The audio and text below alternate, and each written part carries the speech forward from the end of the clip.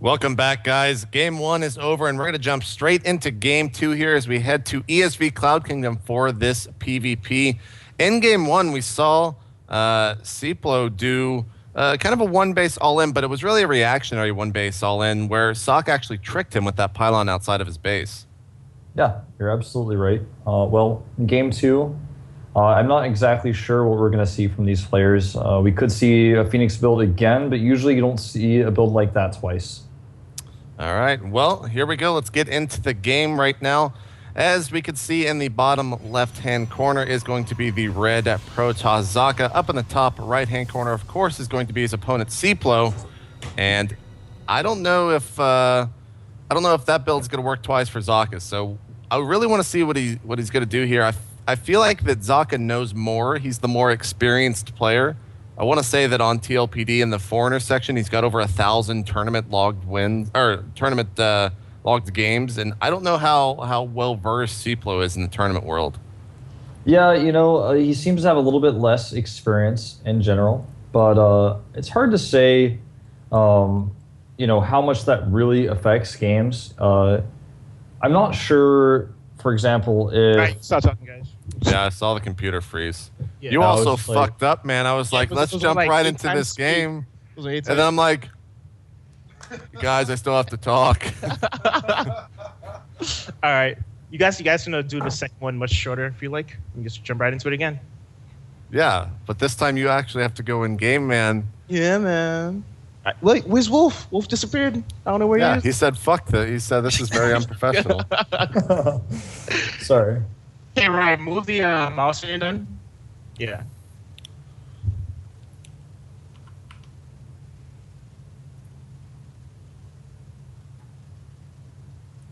All right. That was like I was stressed out because I saw the time at the bottom left. I was like, where are we supposed to be? I'm like, there's 3 different places everybody is right now. All right. So we're all starting at 1 minute. Yes. All right, and JP in 5, 4, 3, 2. What's up, guys? Welcome back to MLG Prizefights presented by BIC Flex4 Razors. Game 1 is over for this best of 5. We're not going to waste any time and go straight into game number 2 here between Socke and Seiplo on ESV Cloud Kingdom. And as we get into it, we can, of course, see Socke spawning down in the bottom left-hand corner of the map. Up in the top right will be Seiplo as the blue Protoss. Now, I don't think we're going to see anything like we saw in Game 1 on this map. That was kind of a one-time build from Socke, kind of faking that aggression early on, getting that expansion. I don't think Seiplo is going to fall for that again. No, you won't. And I don't think he's going to go for Phoenixes again. Phoenix builds are kind of one of a kind. Usually you don't really see that type of build twice in a row, and oftentimes you don't even see it more than once in a best of series, but we have seen that in the past. If there's a pro gamer out there that thinks Phoenixes are like the standard way to play this matchup, I'd like to have a conversation with them, and I don't think we're going to see that. We may see one of the more Colossus-oriented late games on this map.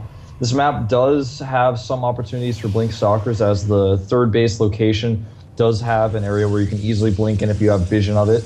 So blink stalkers are quite popular on this map as well. Can you still see like 3 and 4 gates in this map very early, or in this matchup, very early aggression like that? Or does it just basically get trumped by a lot of the tech builds that you can do? You can do that. If your opponent doesn't scout you, for example, it can work a lot of the time. Or if you make your gateways a little bit late and do a slightly delayed push like that, it's a 4 gate that's not as fast as usual. That can work sometimes as well. Depends on how greedy your opponent is. Sometimes people go double gas before core these days, and that type of build dies very easily to a 4 gate. But since most people are not doing that, people feel like they can get away with it. So every now and then, yeah, you will see that. I remember actually watching Alicia play at the Spring Championships, and it was on this map. He went for a very aggressive, I think it was a 3 gate, but he put a pylon back here at the third. So if you go to the main base of Socke and go to the little mineral expansion to the third to the right of it, you can put a pylon there and you get a little bit of ground to warp in on. And that was very effective. So we'll see if any of these players do something like that, as it was definitely a build catered to this map. That is pretty cool. I'd be really excited if we saw something like that. We see a very fast Twilight Council going down for Seiplo, and it makes me wonder if we are going to see a Dark Templar build. It's possible. And he is chrono boosting out a Stalker as well. DTs, though, like I said, not as common as Blink Stalkers on this map because Blink is so good. But I have a DT feel going on right now. I feel like he's going to go DTs. Sometimes I sense it. Sometimes I'm wrong, but I get that feeling. Yeah. Well, Socke's throwing down the Twilight Council, so if he does go for DTs, at least at this point in the game, it does not look like an Observer is going to be out for Socke. And no, he's immediately getting Blink. So, Wolf, you led us astray, man. You felt wrong. It's because it's raining where I am, man. If it's raining, then like my Blink Stalker sense versus DTs, it's sometimes a little off. Sorry to lead you guys astray. It's okay. It's okay. There was a disturbance in the force and it messed you up. Yeah, that's exactly what happened. But there's 4 gateways now going up for Seiplo, who's definitely going to be doing an all-in here with his Blink Stalkers.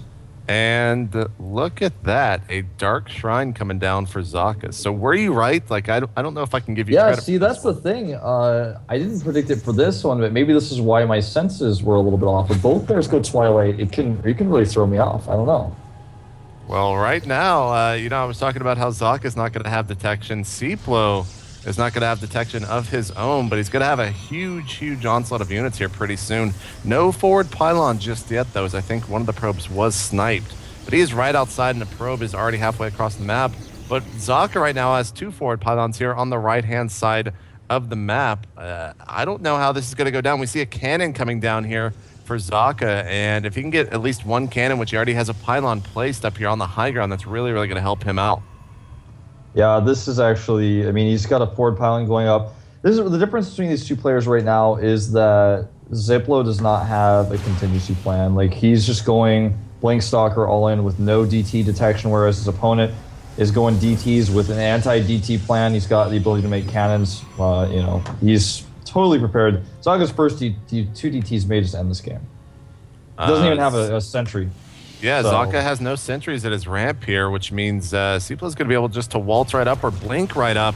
He sees that Dark Shrine, and meanwhile, back over in his mineral line, the probes have been pulled here, and no probes haven't been pulled for Socke yet. He's got 2 cannons about to be warped in, but no army to help fight. But there is the 1 DT that could really change things here. The nice thing for Seiplo is he's going to be able to run around for quite some time, and this is one of those funky, weird base trade scenarios in PvPs that's actually been happening quite a lot lately.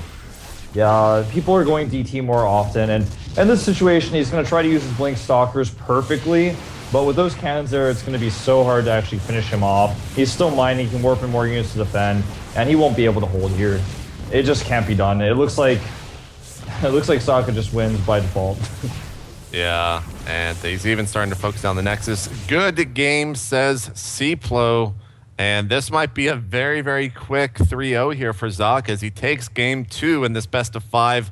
Will he be going home with the $500? I'm not too sure. But guys, when we come back, we're jumping into game 3 to find out. We'll see you then.